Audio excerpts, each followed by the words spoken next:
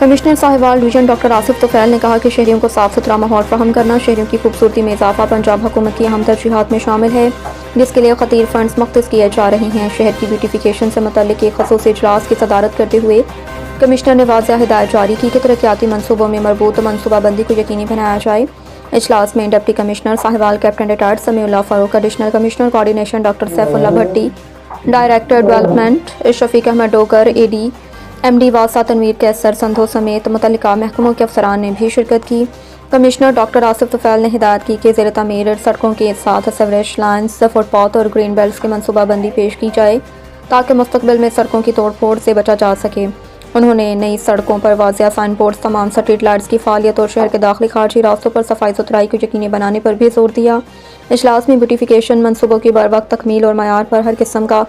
سمجھوتہ نہ کرنے کے عزم کا اعادہ کیا تاکہ साहिवाल کو ایک خوبصورت، صاف اور مثالی شہر بنایا جا سکے۔